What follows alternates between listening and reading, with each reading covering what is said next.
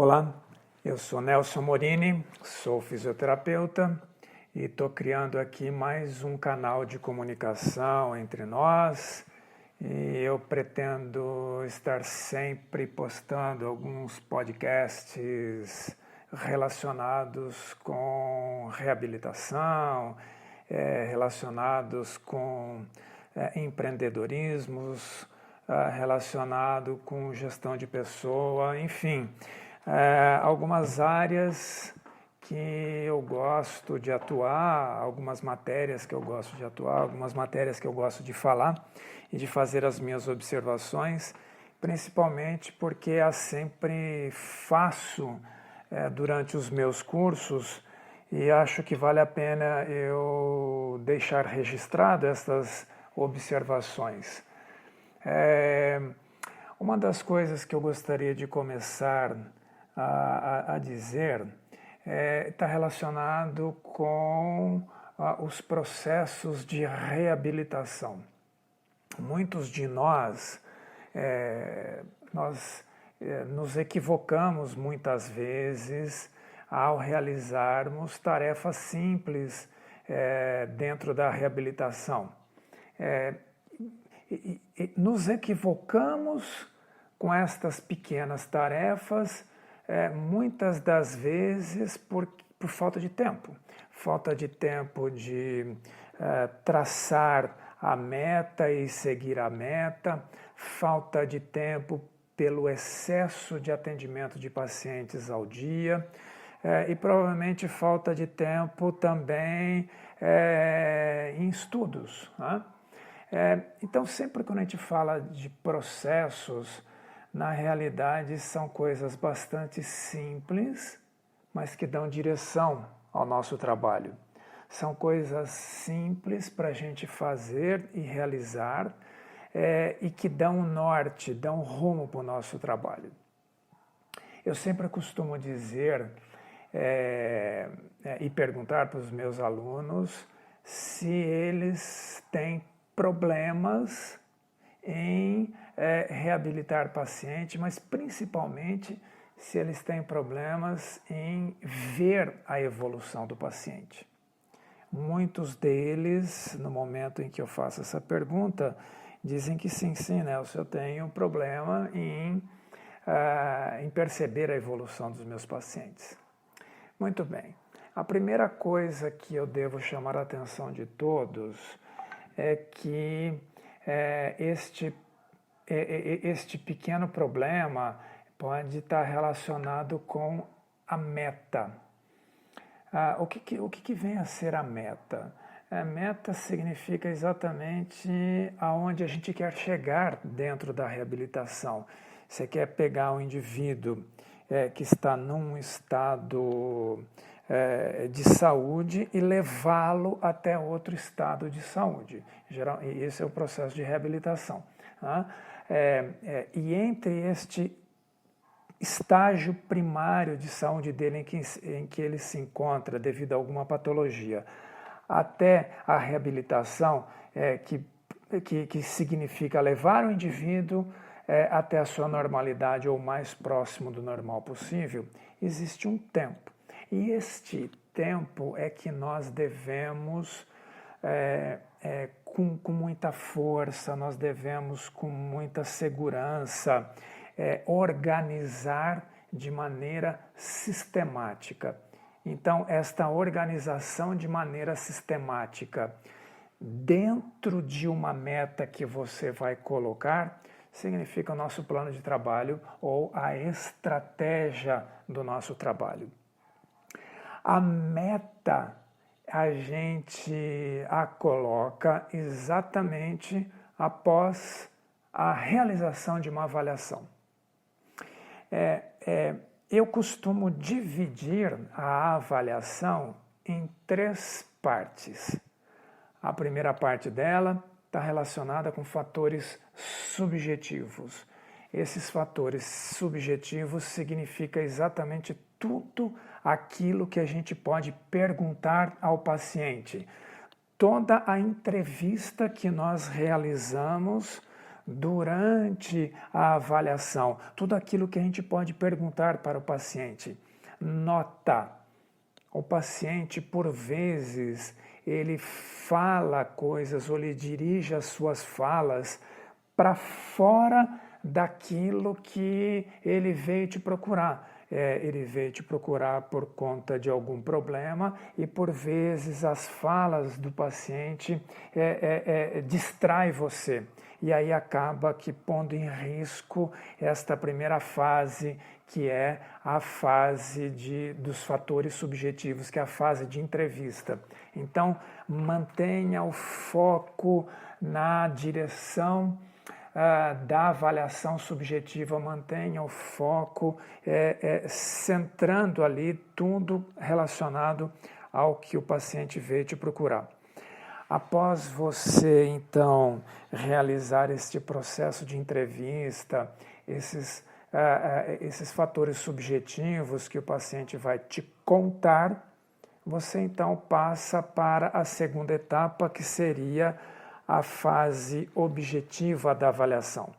A fase objetiva da avaliação consta exatamente de você pôr a mão no paciente, de você realizar todos os testes objetivos, todos os testes específicos para aquilo que o paciente lhe contou mediante a patologia que o traz até a sua frente. Isto posto, você, ao terminar a avaliação objetiva, você terá então tudo aquilo que o paciente te contou, você vai somar com tudo aquilo que você realizou dentro da avaliação objetiva, e a isto você então passa para a terceira parte da avaliação, que significa exatamente você planejar as etapas que você deve cumprir para levar o indivíduo à sua reabilitação. Uma coisa importante que eu acho que eu devo comentar aqui também está relacionado com os exames complementares. A gente não pode se equivocar na minha opinião, evidentemente, de olhar os exames complementares antes de realizar o exame físico, antes de realizar a anamnese do paciente. E o porquê que eu acho isto? Porque senão, se você olha os exames complementares antes, você pode limitar o seu foco de observação, de realizar uma boa avaliação por completo no seu paciente. Tá? Então, ao final ali da sua avaliação subjetiva, da avaliação objetiva, aí sim você vai lá para o seu exame complementar e olhar os exames complementares. Muito bem, traçar o plano de trabalho, a primeira coisa que a gente faz é colocar a meta, ou seja, onde que a gente deseja chegar no final do tratamento. Também nós devemos estimar o tempo que nós iremos realizar esse tratamento. É muito importante porque o paciente ele sempre vai perguntar para a gente quantas sessões, quanto tempo eu vou ficar em tratamento. Isto ele está lhe perguntando porque ele precisa também se organizar com o tempo dele. Ele precisa vir até o seu serviço para se reabilitar, ele também precisa saber quanto de investimento, quanto de dinheiro ele vai ter que dispor com relação à condução, com relação à compra de material, com relação ao pagamento dos seus honorários. Então você tem que necessariamente estimar o tempo em que este paciente ele vai ficar em processo de reabilitação. Eu digo estimar o tempo. E estimando o tempo significa dar uma média de atendimento para o seu paciente. Após isto, então, você tem um plano de trabalho. E este plano de trabalho tem que ter começo, meio e fim. Tá? Importante também, dentro do planejamento de trabalho, não somente o tempo total em que o paciente vai ficar contigo na reabilitação, mas também nós devemos prever a duração que vai ter cada sessão, a frequência em que o paciente terá que vir durante a semana e coisas importantes. Quais são os recursos que você irá utilizar em cada sessão e em cada fase do tratamento com este paciente. Entendemos que muitos são os percalços que irão acontecer durante este planejamento. Por exemplo, o paciente vai faltar na terapia por algum motivo, você também pode faltar à terapia por algum motivo, o paciente ele pode não se adaptar à terapia ou ao recurso que você programou, enfim, muitos probleminhas nós podemos encontrar durante estes processos, durante as fases de reabilitação. E isso, então, pode atrasar o seu processo terapêutico ou até mesmo pode fazer com que o paciente abandone a terapia. Nós sabemos que e conhecemos pacientes que ficam pulando de clínica em clínica até ele encontrar um local em que ele se encontre muito bem. Portanto, a comunicação entre o terapeuta e o paciente deve ser a mais afinada possível, ainda mais nos tempos de hoje, que a gente tem smartphones, a gente tem apps e a gente tem que se comunicar muito fortemente com os nossos pacientes.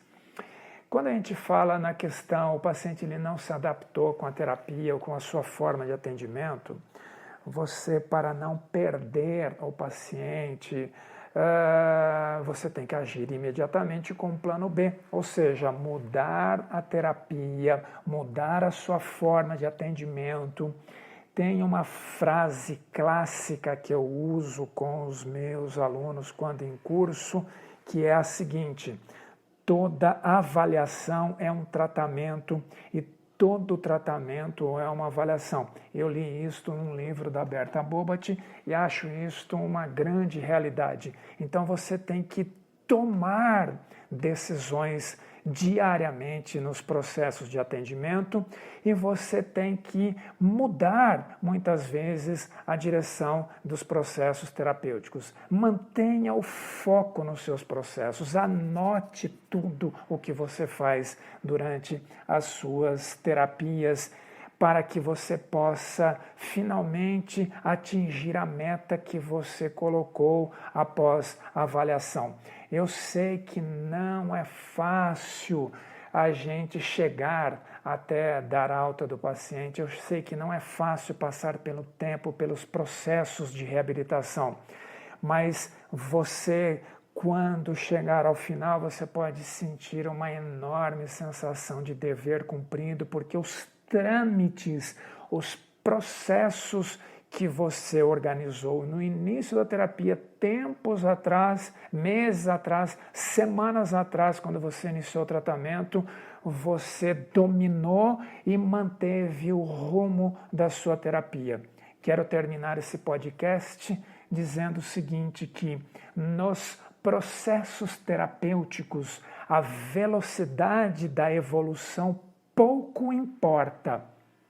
Isto você não consegue controlar, a velocidade com a qual o paciente vai se reabilitar. O importante dos processos terapêuticos é a direção que você vai dar à terapia. E isto é você quem determina. Um abraço, tudo de bom e entra lá no meu site nelsonmorinijr.com. Deixa lá o seu recado. Um abraço e tudo de bom. Até o próximo podcast.